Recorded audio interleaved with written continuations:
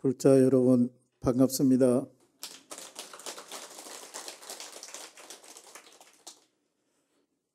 오늘 저 마지막 설법입니다. 마지막 법문입니다. 원래 이 법문이라고 하는 것은 연세가 좀 드신 분, 우리 큰절로 말하면 방장스님이나 조실스님이나 또 교구본사 주지스님 같은 분이 이 자리에 와서 이제 여러 불자님들에게 법설을 하면 법문이라 하고 설법이라고 이렇게 하는데, 아직까지 나이가 조금 젊은 스님들은 법문이라고 하기에는 조금 언어 자체가 조금 부담스럽습니다. 그래서 법문이라고 하는 것은 최상석의 가르침이고, 그것보다 조금 낮은 것을 설법이라 하고, 또 그보다 조금 낮은 것을 뭐라 할까요? 강의라 할까? 이 정도인데, 제 개인적으로는 제가 하는 것은 설법이라 하기도 좀 그렇지만은 강의 내지 법설 이 정도로 여러 불자님들은 이해를 해 주시면 고맙겠습니다. 첫 번째 주제는 제가 파도 소리가 어떻게 들립니까?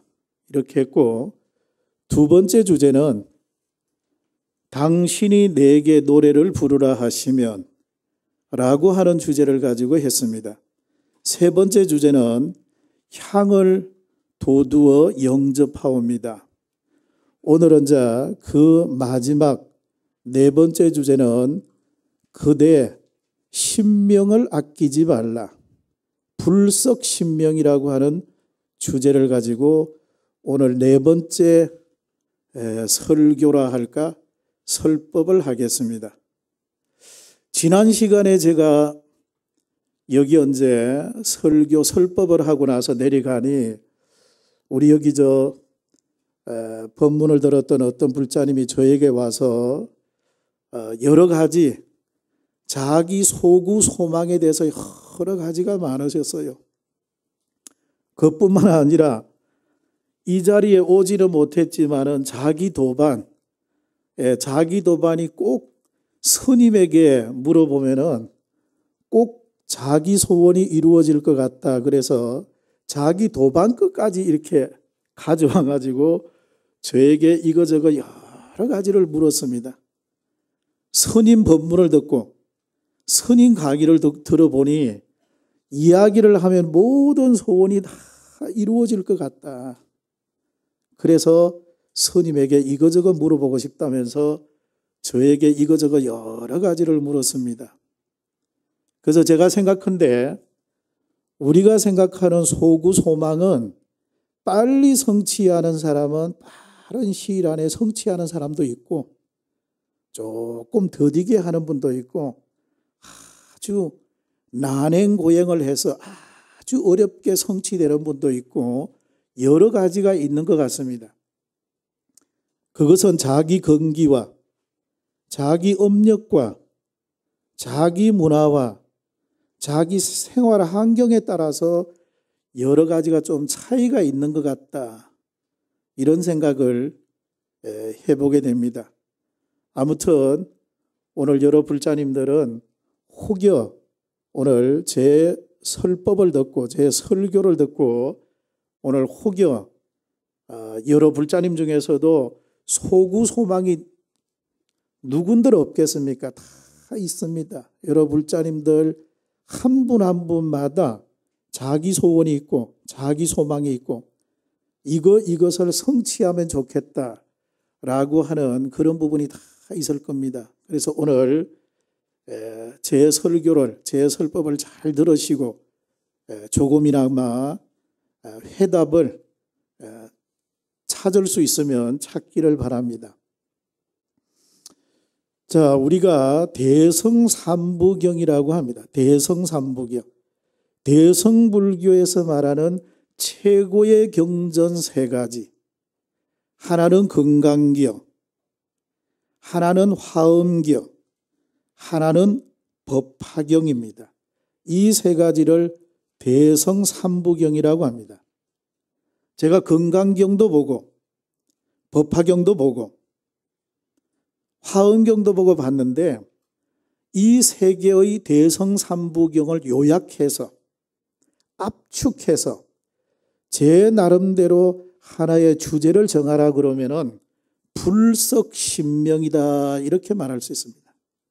불석신명. 이게 뭐냐? 자기 자신의 신명을 아끼지 말라. 이게 오늘 주제입니다. 불석신명. 법화경에 보면은 일심욕견불 부자석신명이라고 되어 있습니다. 일심욕견불. 그대가 일심으로 부처님을 칭견하고자 하는가?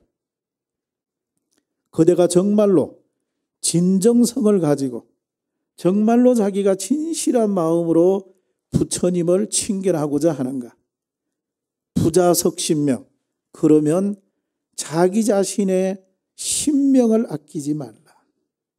이게 법화경에 나와 있습니다. 제가 화엄경을 또 읽어보니 불석신명이라고 하는 그 글귀가 여러 군데 나와요. 여러 군데 나와요. 화엄경에서 불석신명, 법화경에서는 일심욕견불 부자석신명, 그대 신명을 아끼지 말라. 또 우리가 건강경, 대한불교 조계종의 소위경전이 건강경 아니겠습니까?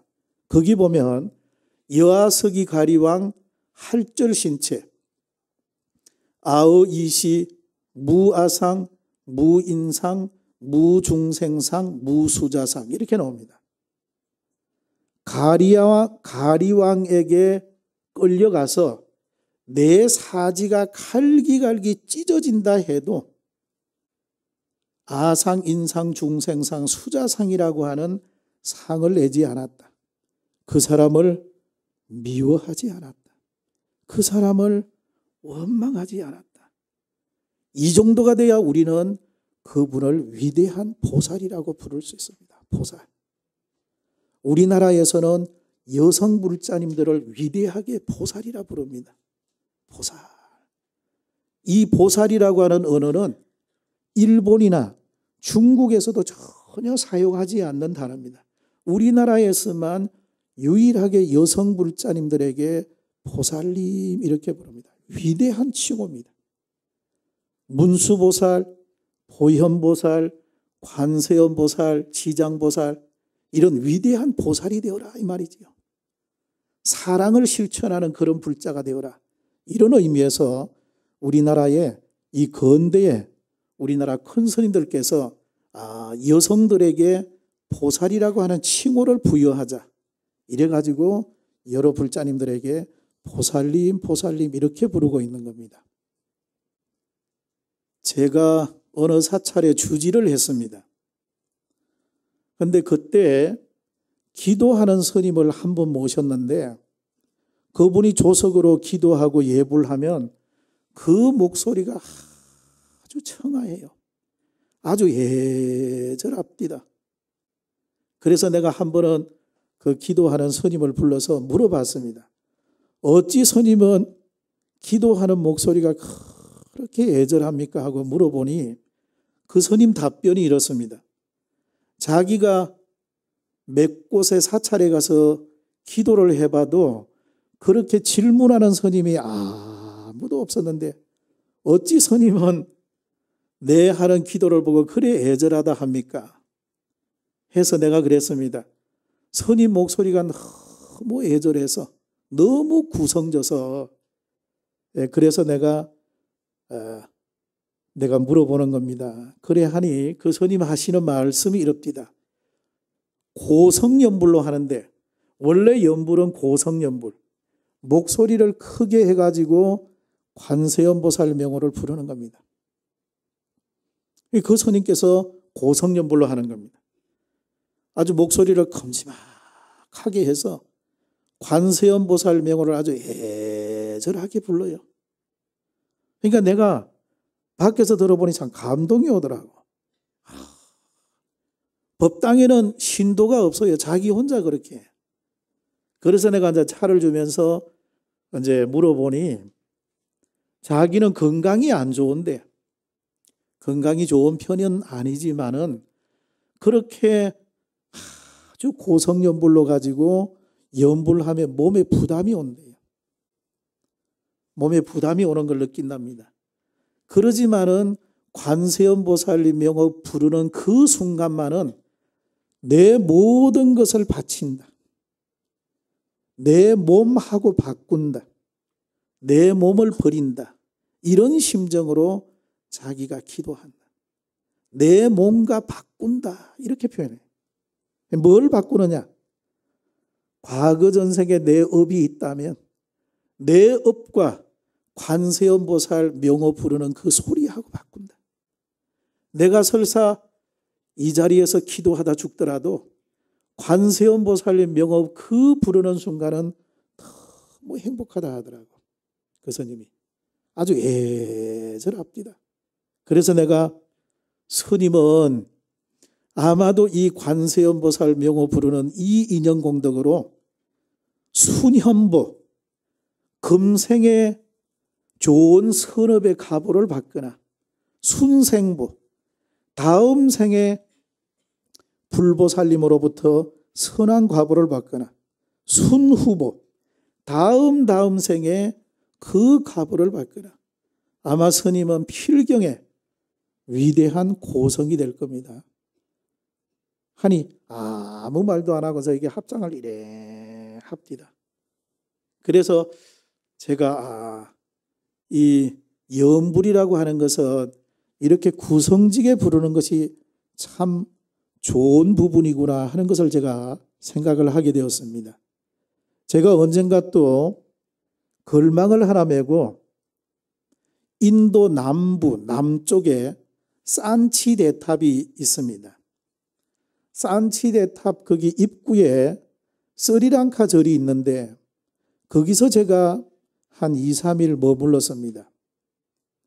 그래서 스리랑카 절에 있으면서 조석으로 아침 예불을 참여해 보니 스리랑카 스님들께서 아침 예불, 저녁 예불을 하는데 딱 이렇게 여성처럼 이렇게 다리를 구부리고 앉아가지고 부처님 전에 기도하는데 그 목소리가 아주 차하더라고요. 자, 합장을 해보시겠습니다. 그때 제가 들은 목소리인데 그 원음을 제가 발성하지는 못하지만은 그때 제가 들은 목소리 흉내를 내보겠습니다. 붓담 사라남 가차이미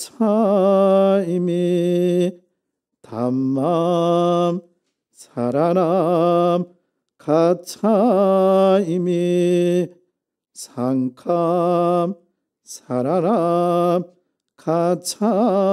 가차이미. 자, 합장 내리겠습니다. 거룩한 부처님께 기이합니다. 거룩한 가르침에 기이합니다.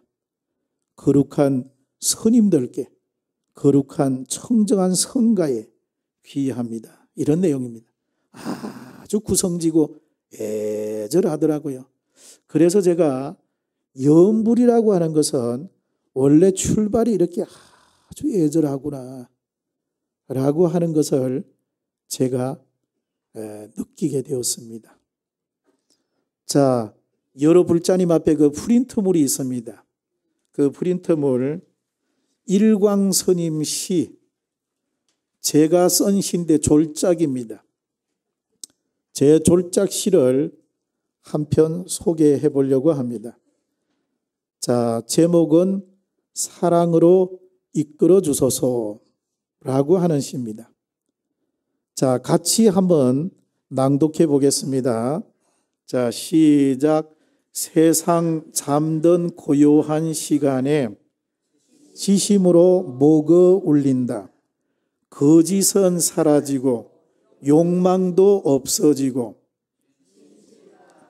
순수 정직과 아름다움, 법당 가득 맴돈다. 일심합장, 마음 비운다. 마음 채운다. 당신 얼굴 바라보며 한 말씀, 님이여 모든 중생 사랑으로 이끌어 주소서. 자, 저를 보겠습니다. 제가 시인은 아닙니다. 아니지만은 시를 너무 좋아해서 시가 주는 의미가 참 크다 이런 생각합니다. 이거를 펼쳐놓으면 소설이고 이거를 압축 요약하면 시입니다. 그래서 제가 지금까지 한 20편 내지 30편 정도 시를 썼습니다. 그 중에 이제 하나 관세음 보살님과 관련되는 시 사랑으로 이끌어 주소서라고 하는 내용입니다. 세상 잠든 고요한 시간에 언제냐 하면 이런 새벽을 말합니다. 이런 새벽에 예불을 하고자 얼굴을 씻고 양치를 하고 몸을 깨끗하게 단장을 하고 법당에 나갑니다. 향불을 다 켜고 다기물을 떠서 올리고 그리고 나서 지심으로 목을 울린다. 목이라고 하는 것은 목탁을 말합니다. 지심으로 제가 부처님 앞에 서서 목탁을 탁 칩니다. 거짓은 사라지고 욕망, 욕심도 없어지고 진실과 순수, 정직과 아름다움, 법당 가득 맴돈다. 자, 제가 새벽에 나갔는데 내가 무슨 욕망이 있을 것이며 내가 무슨 거짓이 있을 것이며 그 순간만은 내가 맑고 청정하고 깨끗하다 이겁니다. 여러 불자님도 그렇잖아요. 아침 새벽에 일어나서 부처님 전에 쫙 오면은 내 영혼 자체 가지고 맑고 순박한 순수 그 자체로 그냥 법당 안에 그냥 딱 서 있는 겁니다. 일심합장, 일심으로 내가 합장을 딱 합니다. 그리고 먼저 마음 비운다. 마음 채운다. 마음을 먼저 비워야 돼. 이게 진공묘유입니다. 마음을 먼저 다 비워야 돼. 여러 불자님들 기도법은 마음을 먼저 채우려고 해요. 안 채워집니다. 먼저 비워야 돼. 진공묘유. 진공, 먼저 비워라. 묘유, 묘한 것이 채워질 것이다. 먼저 비워야 돼. 마음 비운다. 마음 채운다. 내가 부처님 앞에 마음을 한번 채워봅니다. 왜 채우는가? 나를 위해서 채우는 건 절대 아닙니다. 지장보살님의 원력처럼 이 세상에 존재하는 생명을 가진 모든 존재가 다 성불 하고 나서 부처님 되고 나서 나는 맨 마지막에 내 소원 이루어 주십시오 하는 마음으로 마음을 먼저 비우고 마음을 채워봅니다. 가득 채웁니다. 어떻게? 당신 얼굴을 바라보며 한 말씀.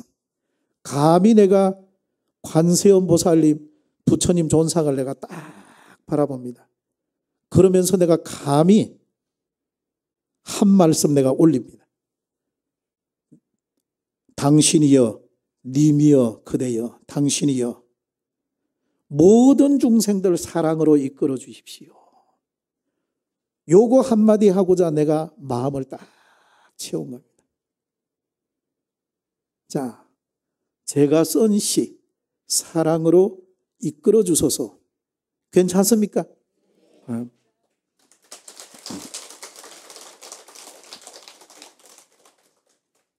시라고 하는 것은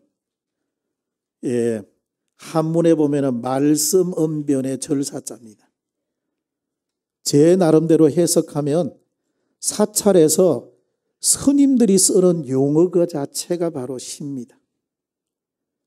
맑고 아름답고 순수하기 때문에 스님들께서는 맑고 고운 그 마음에서 언어를 끄집어내기 때문에 옛날에 중국 사람들은 스님이 말씀하는 그 자체가 바로 시다.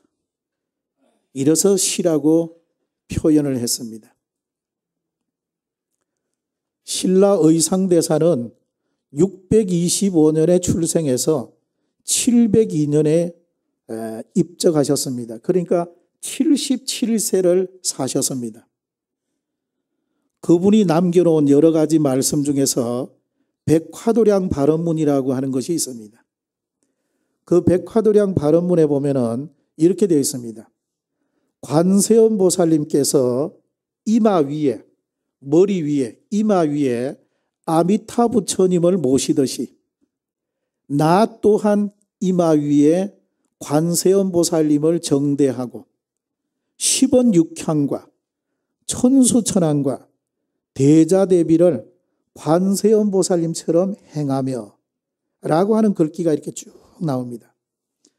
자, 여기 보면 10원 육향이라고 하는 글귀가 나옵니다. 10원 육향. 10원이 뭐냐면은 우리가 천수경 독경하면 10원이 나오는데 10원이 뭐냐면 나무 대비 관세음 오나 속지 일체법 나무 대비 관세음 오나 조덕지해안 이렇게 나가는 이게 바로 10가지 원입니다. 육향은 뭐냐면 아약향도산 도산 자체절 아약향화탕 화탕자고갈 이게 바로 육향입니다. 6가지 맹세. 그래서 의상대사가 이 10원 육향을 관세음 보살님 앞에 얼쫄입니다. 이 10원 육향으로 해가지고 우리나라에 지금 천수경이 있지 않습니까? 이 천수경이라고 하는 이 경전은 일본에도 없고 중국에도 없고 세상 어디 가도 천수경이라고 하는 경전은 없는데 우리나라에 유일하게 현행 우리가 독경하는 천수경이 우리나라에 존재합니다. 이 천수경은 정구업진원에서부터 나무상주 시방성까지 하는 이 천수경은 우리나라에만 존재하는 경입니다. 이 천수경이 어디에서부터 시작했나? 신라 의상대사의 10원 육향에서부터 시작되었다라고 저는 이렇게 보고 있습니다. 그래서 10원이라고 하는 것은 제가 나중에 또 설명할 기회가 있으면 한번 하겠습니다. 앞부분에 간단하게 보면 나무 대비 관세음, 관세음 보살님께 지심으로 기어이하고 예경합니다. 원하 속지 일체법, 일체 모든 법을 알게 해 주십시오 라는 말입니다. 일체법이라고 하는 것은 세간법이든 출세간법이든 모든 법을 일체법이라고 합니다. 반야심경에서 말하는 일체제법, 모든 법을 일체법이라고 합니다. 두 번째 주제가 나무 대비 관세음, 관세음 보살님께 지심으로 기여합니다. 기명합니다. 원하 조득 지혜안, 지혜의 눈을 얻게 해 주십시오. 이렇게 나옵니다. 자, 지혜의 눈을 얻어야지만이 내가 일체법을 통찰할 수 있습니다. 지혜의 눈을 어떻게 얻을 수 있나? 우리가요, 내가 지금 현재 눈을 2개를 가지고 있습니다. 이 2개의 눈을 가지고는 그 본질을, 그 안에 알맹이를 우리가 꿰뚫어 보지 못합니다. 현상만 볼 줄 압니다. 껍데기만 볼 줄 압니다. 나타나고 드러난 것만 우리는 이 2루를 가지고 볼 수 있습니다. 그 안에 본질을, 그 안에 내면을, 그 안에 근본을 우리는 통찰할 수가 없습니다. 그래서 지혜의 눈을 가져야지만이 우리가 그 내면에 담겨 있는 속성을 우리가 알 수 있습니다. 그래서 지혜의 눈은 어디 있나 하면은 여기 중간에 있습니다. 이 중간에 있는 눈을 지혜의 눈, 제3의 눈이라고 합니다. 네팔에 가면요, 원숭이절이라고 하는 절이 있습니다. 스와얌부 템플. 거기 가면 부처님이 계시는데 두 눈을 가지고 있고 가운데 보면은 또 눈이 하나 있습니다. 그런데 불교 공부가 좀 부족한 분들은 그걸 모르고 가서 아이고 이상해라. 어째 부처님이 저 가운데 또 눈이 하나 있어가지고 조금 우리가 보기에 조금 이상하다 이렇게 말합니다. 그것은 여러 불자님들이 몰라서 불교 공부를 깊이 안 해서 무슨 눈인지 불자들이 모르기 때문에 그렇습니다. 그 눈이 바로 지혜의 눈이고 제3의 눈이고 내면의 눈입니다. 그 눈을 가져야만이 우리는 안에 내면을 우리가 통찰할 수가 있습니다. 우리는 그런 눈을 가져야 됩니다. 자, 이렇게 해서 우리는 모든 법을 알기 위해서는 지혜의 눈을 가져야 된다. 이렇게 해서 이것이 바로 10가지 원입니다. 10가지 원. 그리고 6가지 맹세는 내가 만약에 칼산지옥 가게 되면 칼산은 저절로 걷어지고 내가 만약에 화탕지옥에 가게 되면 화탕은 고갈되고 내가 만약에 모든 지옥 가게 되면 지옥은 소멸하게 해 주십시오. 이게 바로 6가지 맹세입니다. 그래서 화탕자고갈, 지옥자소멸 이렇게 해야 맞습니다.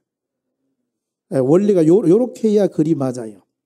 화탕자소멸, 지옥자고갈 하면은 조금 맞지 않습니다.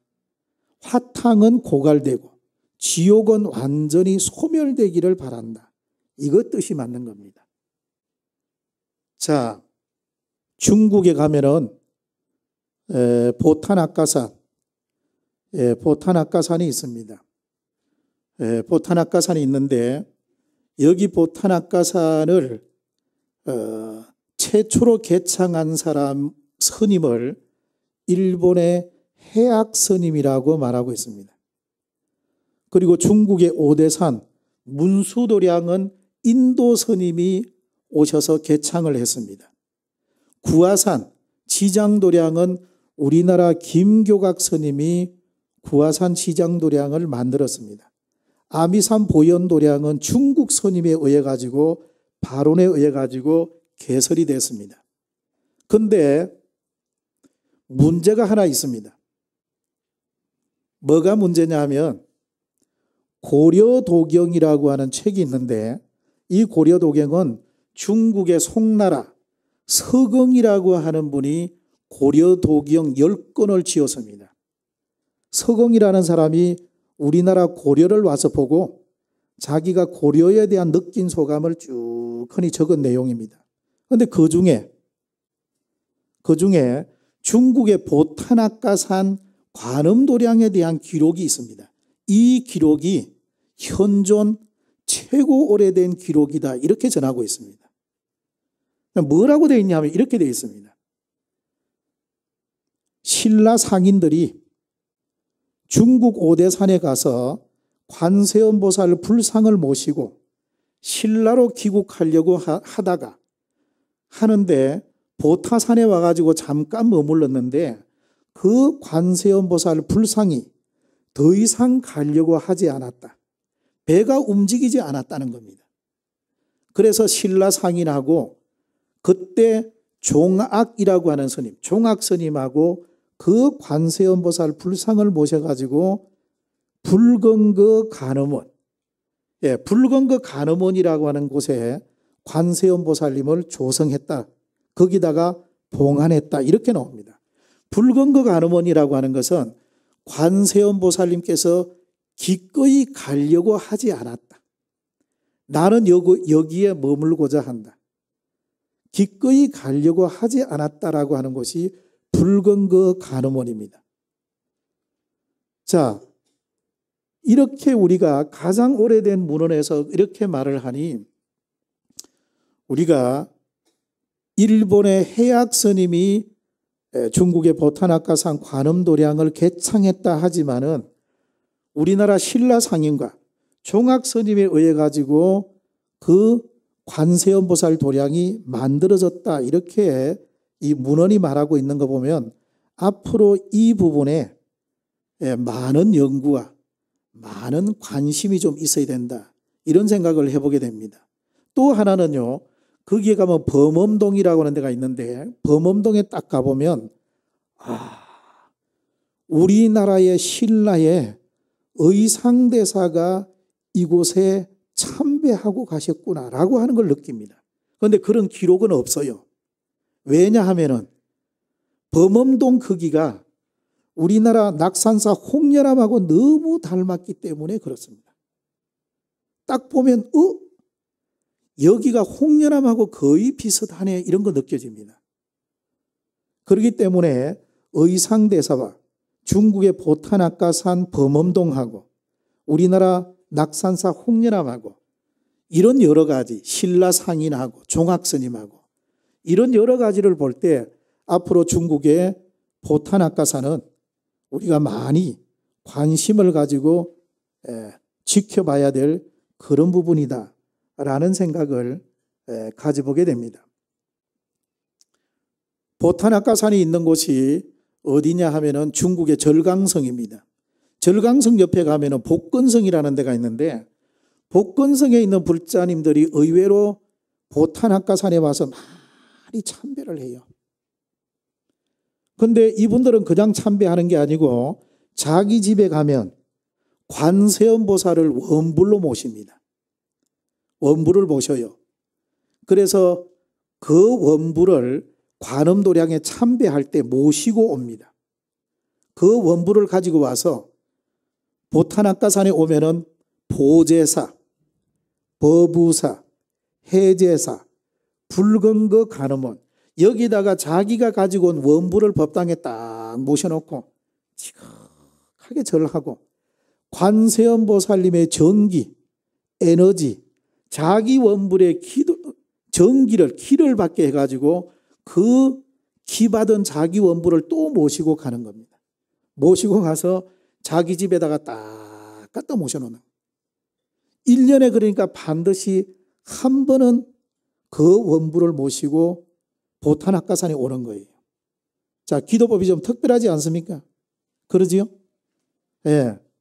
그러니까 자기 집에 모시고 있던 관세음보살 원불을 보타나카산에 모시고 와서 보타나카산 관세음보살님 기를, 에너지를 받아가지고 자기 원불에게 받아가지고 또 모시고 집으로 딱 하니 돌아가는 그런 과정입니다. 그래서 기도법이 참 특별하다, 이런 생각을 가져보게 됩니다. 고려시대 때 서익장이라고 하는 스님이 여러 가지 글을 썼는데 거기 보면은 관세음보살에 대한 이야기가 나옵니다. 뭐라고 나오냐 하면 이렇게 나옵니다. 관세음보살님께서 홍련암 거주의 큰 바위에 올라가서 14일 동안 지극하게 관세음보살 명호를 지극하게 부릅니다. 그런데 관세음보살님이 나타나지 않습니다. 당신의 모습을 보여주지 않습니다. 그랬더니 의상대사가 자기 몸을 절벽 아래로 던집니다. 이걸 투사례라고 합니다. 투사례. 존경하는 서성님에게 내 몸을 던지고 예경한다, 이런 말입니다. 사신기도라고 합니다. 내 몸을 그냥 던지면서 기도하는 것. 그랬더니만은 동해 용이 나타나가지고 떨어지는 의상대사를 받아가지고 그 자리에 그대로 올려놓습니다. 의상대사가 또 지극하게 기도합니다. 기도하니까 동굴 안에서, 굴 안에서 관세음보살이 나타나서 하는 말이, 그대가 정성으로 기도하니 내 모습은 볼 수가 없다. 그러지만은 이 위에 올라가면 대나무 2개가 요렇게 났는데 거기가 내 이마 위다, 머리 위다. 거기다가 법당을 짓고 내 상을 보관해서 거기다가 모셔라. 이렇게 관세음보살님이 말을 합니다. 거기가 바로 낙산사예요. 기도한 곳은 홍련암입니다. 우리나라의 관음신앙을 최초로 들어온 분이 바로 의상대사입니다. 의상대사. 의상대사가 관세음보살을 칭견하기 위해서 자기 몸을 절벽 아래로 던집니다. 투사례, 사신기도. 자장율사가 문수보살을 칭견하기 위해서 위법망구의 정신을 보입니다. 그 법을 체득하기 위해서 자기 몸을 잊어버립니다. 진표율사가 미륵지장 두 보살을 칭견하기 위해서 돌멩이를 가지고 자기 어깨나 손을 어겨가면서 자기가 지은 업장, 중생이 지은 업장을 참여를 합니다. 피투성이가 되지요. 그리고 부사이방에 가서, 전라도 부안에 가면 부사이방이 있습니다. 천기를 낭떠러지기 위해서 자기 몸을 진표율사가 던집니다. 자, 우리는 의상대사, 진표율사, 또 원효대사는 해골바가지 물을 마십니다. 해골바가지 물. 해골바가지 물을 마시고 심생적 종종법생, 심멸적 종종법멸이라 하면서 잔해정, 자기 내적에 크게 깨달음을 얻습니다. 자, 이런 여러 가지 과정을 옛날 스님들은 우리들에게 보여주셨습니다. 기도라고 하는 것, 수행이라고 하는 것은 이렇게 자기가 올곧은 정진력, 올곧은 자기 신심을 가지고 쭉하니 정진해 가는 것이 필요합니다. 여러 불자님들은 종교 체험이 필요합니다. 신앙의 체험, 기도 체험, 체험을 해야 됩니다. 종교적 체험을 해야지만이 여러 불자님들이 진정한 불자로 거듭거듭 태어납니다. 그럼 어떻게 하면 체험할 수 있나? 내가 어떻게 하면 신앙의 체험, 기도 체험, 종교 체험을 할 수 있나? 그러니까 여러 불자님들이 염불이든 참선이든 주력 다란이를 하든 절수행을 하든 사경을 하든 그 하나에 집중해가지고 올인하는 겁니다. 오직 그 하나. 일심 정신으로 오직 올곧은 마음으로 하나를 해나갑니다. 이렇게 하다 보면 언젠가는 여러 불자님들이 원하시는 그 부분에 도달하게 되어 있습니다. 옛날에 스님들도 선수행을 하면 백척간두에 진일보하라 이런 말을 합니다. 천기를 낭떠러지기 위해 올라가 가지고 한 발 더 나가라 이렇게 말합니다. 한 발 더 나가면 어찌 됩니까? 떨어져 가지고 죽어요. 그래도 그렇게 해야지만이 깨달음을 얻는다 이렇게 말합니다. 기도하다가 죽어라. 죽어야지만이 소원이 이루어진다. 마찬가지입니다. 그만큼 자기가 열정을 가지고 기도하라. 이런 뜻입니다. 우리나라의 위대한 시인 중에서 고은이라고 하는 시인이 계십니다. 고은. 우리나라를 대표할 만한 위대한 시인입니다. 이분은 이렇게 말합니다. 비극의 절정 없이는, 비탄의 극치가 없이는 깨달음은 없다. 자기 몸을 바치거나 비우거나 둘 중에 하나다. 비극의 절정, 비탄의 극치가 없으면 이루어지지 않는다. 둘 중에 하나다. 자기 몸을 바치거나 자기 몸을 비우거나 하나다. 그 한계를 해야 됩니다. 자기 몸을 바친다는 것은 기도를 해서 부처님이나 관세음보살에게 자기 몸을 그냥 바치는 겁니다. 비운다는 것은 선수행을 통해 가지고 욕망을 버리고 욕심을 비우고 다 비우는 겁니다. 텅 비워 있으면 남에게 아름답고 내게 고요합니다. 또 이런 말도 있습니다. 거기에 들어가려고 하면, 그곳에 들어가려면 자기의 머리를 바쳐라. 이런 말도 있습니다. 자기의 머리를 바쳐야지만이 소원이 이루어집니다. 소원이라고 하는 것은 쉽게도 이루어지지만은 그게 그렇게 쉽게 다가오는 것이 아닙니다. 과거 전생에 지은 내 업력을 다 소멸시키고 내 운명을 바꾸는 기도법, 내 운명을 바꾸려고 하는 그 기도법은 나의 지극한 정성이 필요합니다. 그래야지만이 우리가 소원하는 바 모든 소원이 이루어진다, 이렇게 말할 수 있습니다. 자, 제가 오늘 여러 불자님들에게 던진 메시지, 부자 석신명, 자기의 신명을 아끼지 말라. 내 모든 정성을 다해서 기도하라. 이래야지만이 기도빨이 성성하고 여러 불자님들이 원하는 기도 성취를 할 수 있다라고 하는 것이 오늘 마지막 주제 본문이었습니다.